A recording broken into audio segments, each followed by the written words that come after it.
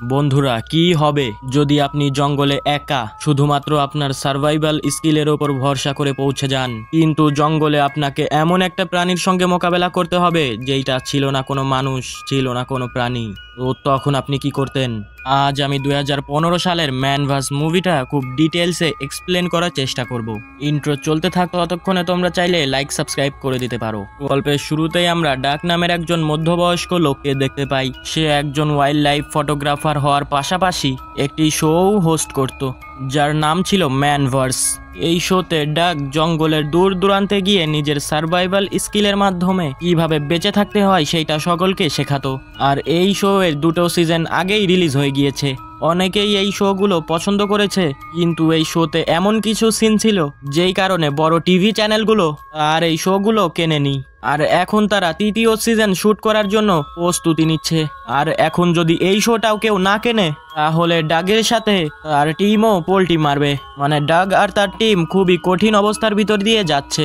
আর এই জন্য তারা উত্তর ক্যানাডার জঙ্গলে যাওয়ার সিদ্ধান্ত নেয়, যেখানে সার্ভাইভ করা খুবই কঠিন। যাই হোক, রাতে ডাগ তার বাড়ি থেকে বের হওয়ার সময় ডাগের মেয়ে তার জন্য একটা ভিডিও মেসেজ রেকর্ড করেছে, যাতে সে একাকী ফিল করলে এই ভিডিওটা দেখতে পারে। এরপর ডাগের টিম তাদের গাড়ি নিয়ে তাদের গন্তব্য স্থানে পৌঁছে যায়। এরপর তাদের ট্যুর গাইডের সঙ্গে দেখা করার জন্য পৌঁছে যায়, কারণ ওই এলাকাটা খুবই বিপজ্জনক আর ট্যুর গাইড ছাড়া সেখানে যাওয়া খুবই বিপজ্জনক হতে পারে। আর এখানে তাদের দেখা হয় ড্যানির সাথে, যে ছিল তাদের ট্যুর গাইড। সে ওই এলাকাতেই থাকতো। এরপর সে ডাক এবং তার পুরো টিমকে বোটে করে জঙ্গলে নিয়ে যায়। সেখানে ডাককে একা 5 দিন কাটাতে হবে। 5 দিন পর তার টিম তাকে ফিরিয়ে নেওয়ার জন্য আসবে।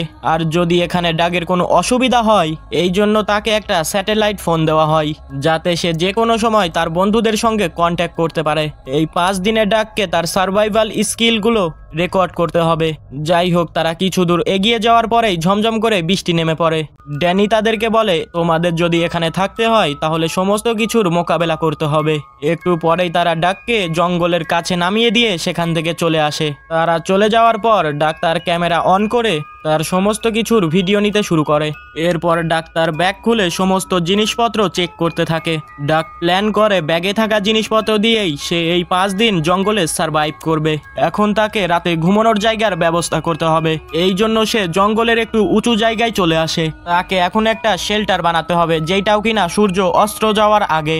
সে তখন শেল্টার বানানোর জন্য ভাঙাচুরো গাছ থেকে কাঠ আনতে থাকে, কিন্তু কাজ শুরু করার আগেই একটা ধারালো কাঠের আঘাতে তার নখ কেটে যায়, যেটা তাকে প্রচন্ড পেইন দিচ্ছিল। সে তখন কোনো রকমে কাঠের টুকরোটা তার আঙুল থেকে বের করে। শেল্টারও পুরোপুরি তৈরি হয়ে গিয়েছিল আর রাত হতে কিছুক্ষণ মাত্র বাকি ছিল। এখন তাকে আগুনের ব্যবস্থা করতে হবে, যাতে রাতে সে বন্য জন্তুদের হাত থেকে বাঁচতে পারে। আগুন জ্বালানোর জন্য সে একটা এনার্জি ড্রিঙ্কের বোতলের ব্যবস্থা করে। সে তখন ওই ক্যানের মেটালের অংশ ঘষে আগুন জ্বালানোর চেষ্টা করতে থাকে। আধ ঘন্টা ধরে ঘষার পর সে সেটাকে সূর্যের দিকে রেখে দেয়, যাতে সূর্যের আলো রিফ্লেক্ট হয়ে কাঠের ওপর পড়ে। আর এই প্ল্যানটা কাজও করে, আর তখন আগুন জ্বলে ওঠে। যাই হোক, কিছুক্ষণ পরেই রাত হয়ে যায়। ডাক তার স্যাটেলাইট ফোন দিয়ে তার সঙ্গীদের সঙ্গে কথা বলতে থাকে, যারা তখন ডাককে ওখানে রেখে এসে মাস্ট পার্টি করছিল। এইটা শুনে ডাকের একটু খারাপ লাগে যে এখানে তার খারাপ অবস্থা আর তার বন্ধুরা সেখানে পার্টি করছে। একটু পরেই আগুনের গরমে সে সেখানেই ঘুমিয়ে পড়ে। কিন্তু মাঝরাতে জঙ্গলের ভেতরে একটা বিস্ফোরণের শব্দ হয়। এই শব্দের কারণে ডাকের ঘুম ভেঙে যায়, কিন্তু সে বিষয়টা ইগনোর করে সেখানে আবার ঘুমিয়ে পড়ে। সে ভাবে হয়তো কোনো ভূমিকম্প হয়েছে, কিন্তু সকালে যখন তার ঘুম ভাঙে সে তখন দেখে জঙ্গল ছিঁড়ে কোনো একটা জিনিস নদীতে এসে পড়েছে, যার কারণে মাটি কেঁপে উঠেছিল। ডাক দ্রুত দৌড়ে সেই জায়গায় পৌঁছায়। সে তখন সেখানে গিয়ে দেখে নদীর সমস্ত মাছ মরে ভেসে উঠেছে। এর মানে জলে কিছু বিষাক্ত জিনিস পড়েছিল। সে তখন ভাবে হয়তো কোনো বিষাক্ত মিটিওরয়েড। এইটার ফলে ডাকেরই লাভ হয়, সে কন্টেন্টের পাশাপাশি খাবারও পেয়ে যায়। কিন্তু তখনই ডাকের নজর একটি নেকড়ের ওপর পড়ে। নেকড়েটা নদীর ধারে তো আসে, কিন্তু সেখান থেকে একটাও মাছ খায় না, আর ভয় পেয়ে সেখান থেকে দৌড়ে পালিয়ে যায়। এইটা দেখে ডাক বুঝতে পারে হয়তো নেকড়েটা এমন কিছু অনুভব করেছে যেটা সে করতে পারছে না, যার মানে হলো মাছগুলো খাওয়া একদমই সেফ নয়। সে এখন ভাবে তাকে অন্য কিছু করতে হবে। সে এই বিষয়ে তার টিমকেও ইনফর্ম করতে চায় না, কারণ সে নিজেও জানে না নদীর সাথে কি এমন হয়েছে। একটু পরেই সে তার বন্ধুদের কল করতে যায়, কিন্তু স্যাটেলাইট ফোনও কাজ করছিল না। এখানে সমস্যা হচ্ছে যে ডাক রাত থেকেই ভীষণ ক্ষুধার্ত ছিল। সে এখন ভাবে তাকে যেভাবেই হোক শিকার করতে হবে। এই জন্য সে জঙ্গলের ভেতরে এসে এক জায়গায় 3টা ফাঁদ পেতে দেয়, যাতে সে যে কোনো ছোট পশু শিকার করতে পারে। আর আশেপাশের জঙ্গলের কিছু ফুটেজও নিতে থাকে। আর সন্ধ্যায় যখন সে ট্র্যাপগুলো চেক করতে আসে, ভাগ্যক্রমে তার 2টো ট্র্যাপে 2টো খরগোশ ফেসে গিয়েছিল।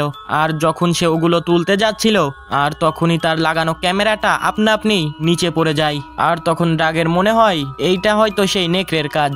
আর তখন সে তার ক্যামেরা দ্রুত উঠিয়ে নিয়ে সেখান থেকে চলে যায়। আর এখন তাকে খাওয়ার জন্য সেই খরগোশগুলোকে রান্না করতে হবে। তাই সে তার নিজের ক্যাম্প থেকে একটু দূরে গিয়ে খরগোশগুলোকে পরিষ্কার করে আনে, যাতে নেকড়েটা তার ক্যাম্প থেকে দূরে থাকে।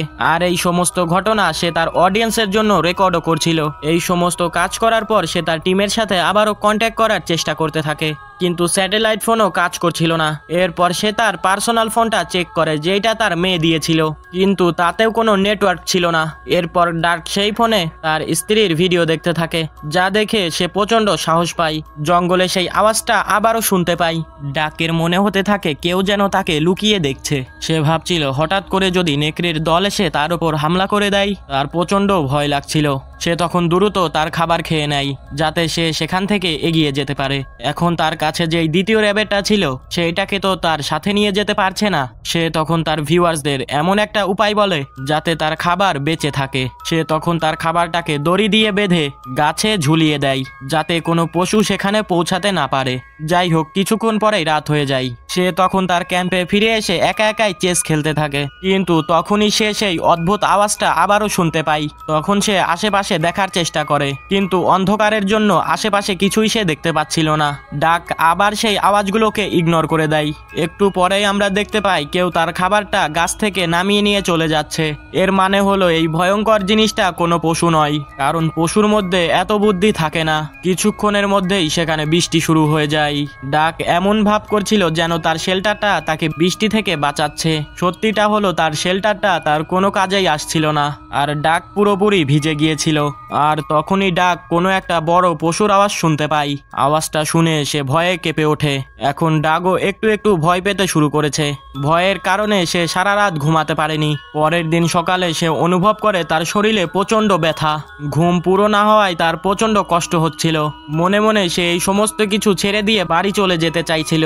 সে তখন ভাবে সে যদি এই কাজগুলো না করে তাহলে তার সংসার কিভাবে চলবে, আর এই শোটা তার জন্য প্রচন্ড দরকারি। তাই সে নিজের আর নিজের পরিবারের জন্য কষ্টগুলো ভুলে আবার কাজে লেগে পড়ে। সে যখন ক্যামেরা নিয়ে তার সকালের খাবারটা নিতে যায়, তখন সে দেখতে পায় তার আগেই কেউ খাবারটা পেরে নিয়ে চলে গেছে। এটা দেখে তো ডাক আরো ঘাবড়ে যায়, কারণ কোনো পশু ওই জায়গা থেকে খাবারটা পারতে পারবে না। এই জন্য সে তার স্যাটেলাইট ফোনটা আবার বের করে তার সঙ্গীদের কাছে কল করার জন্য চেষ্টা করতে থাকে, কিন্তু কোনোভাবেই সে কল করতে পারে না। সে তখন বুকে সাহস আর মনে তীব্র ইচ্ছা নিয়ে আবারও ট্র্যাপ বানায়। যখন সে ট্র্যাপগুলো চেক করতে যায়, তখন সে এইটা দেখে অবাক হয়ে যায় যে তার ট্র্যাপ থেকে কেউ আগেই তার খাবারগুলো চুরি করে নিয়েছে। সে তখন বুঝতে পারে না এটা কি এমন জিনিস যে তার খাবার চুরি করে নিচ্ছে। তখন ডাক দেখে যে ট্র্যাপের নিচে কিছু অদ্ভুত তরল পড়ে রয়েছে, যার ভেতর থেকে আলো বেরোচ্ছিল। এটা দেখে সে প্রচন্ড ভয় পেয়ে যায়। সে তখন দ্রুত আবার ক্যাম্পে ফিরে আসে, কিন্তু এখন সেখানে তার স্যাটেলাইট ফোনটাও ছিল না। এর থেকেও অবাক করা বিষয় ছিল যে চেস বোর্ডে কেউ তার নিজের চাল চেলেছিল, তাও খুব চালাকির সাথে। এটা দেখে ডাক নিশ্চিত হয়ে যায় যে সে এই জঙ্গলে একা নেই, তার সঙ্গে এমন কিছু রয়েছে যেটা সে দেখতে পাচ্ছে না। তখন সে তার আবারও ক্যামেরা অন করে নেয়, কারণ তার শো চালানোর জন্য কন্টেন্টটাও তো চাই। যাই হোক, রাতে ঘুমানোর আগে সে চেস বোর্ডে তার পরের চালটা চালে। পরের দিন সে তার ওই জায়গা ছেড়ে এগিয়ে চলে যায়, কারণ তাকে অন্য জায়গায় ক্যাম্প লাগাতে হবে। কিছুটা এগিয়ে সে একটা পাহাড় দেখতে পায়, যেইটার আশ্রয়ে সে তার নতুন শেল্টার বানিয়ে নেয়। এখানে সে আগুন জ্বালিয়ে সে তার খাবার খোঁজার উদ্দেশ্যে রওনা দেয়। সে তখন মাছ শিকার করতে যায়, কিন্তু নদীতে সে একটাও মাছ দেখতে পায় না। তখন সে ভিডিও করতে করতে জঙ্গলে খাবার খুঁজতে যায়। একটু দূরে এগিয়েই তার একদম হোশ উড়ে যায়, কারণ কেউ ঠিক তারই মতন একদম শেল্টার বানিয়েছিল। তার সেই ক্যান দিয়ে আগুনও জ্বালিয়েছিল, ঠিক যেমন ডাক তার ভিডিওতে শিখিয়েছিল। এখন এইটা তো সে বুঝতে পারে কেউ তার নকল করছে, কিন্তু সে কে? ডাকের সন্দেহ হয় হয়তো তার কোনো পাগল ফ্যান। তখনই তার নজর তার সেই স্যাটেলাইট ফোনটার উপর পড়ে। এটা দেখে তো ডাক আরো ভয় পেয়ে যায়, আর তখনই সেখানে পড়ে থাকা খরগোশ আর নেকড়ের লাশের উপর পড়ে। নেকড়েটাকেও ঠিক সেভাবেই পরিষ্কার করা হয়েছিল যেমন ডাক তার ভিডিওতে শিখিয়েছিল। এবার ডাক দ্রুত গিয়ে একটা পাথরের পেছনে লুকিয়ে পড়ে, কিন্তু তখনই তার নজর সেখানে বানানো একটা ট্র্যাপের উপর পড়ে যেমন সে তার ভিডিওতে শিখিয়েছিল। আর এই ট্র্যাপটা ভীষণ বড় ছিল। এটা দেখে তো ডাক ভীষণ ভয় পেয়ে যায়। তখন সে তার ক্যাম্পের দিকে দৌড়াতে থাকে। এখানে এসে ডাকের নজর আবার তার চেসবোর্ডের উপর পড়ে। এখানে কেউ তার পরের চালটা চেলেছিল। গল্পটা খুবই মিস্টিরিয়াস, তাই না? সে তার দাবার চাল দিয়ে বুঝিয়ে দিচ্ছিল যে তাকে হারানো ডাকের পক্ষে সম্ভব নয়। যাই হোক, অন্য কোনো রাস্তা না থাকায় সে ওই ক্যাম্পে থাকারই সিদ্ধান্ত নেয়। সে তার ক্যাম্পের চারদিকে 3টে ক্যামেরা লাগিয়ে দেয় যাতে এখানে কেউ আসলে সেটা এই ক্যামেরায় রেকর্ড হয়ে যায়। কিন্তু কেউ তার ঘুমানোর পরেই ওই 3টি ক্যামেরা নিচে ফেলে দেয়। পরের দিন সকালে যখন ডাক এটা দেখে তখন সে আরও বেশি ভয় পেয়ে যায়, কারণ এখানে সে একদমই নিরাপদ নয়।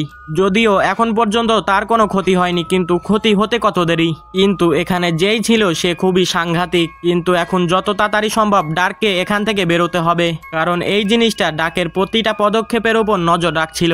এরপর ডাক তার শোয়ের জন্য কিছু ফুটেজ রেকর্ড করতে থাকে। তখনই শক্তিশালী অদৃশ্য কিছু এসে ডাকের সঙ্গে ধাক্কা খায়। এইটার ফলে ডাক দূরে নদীতে গিয়ে পড়ে।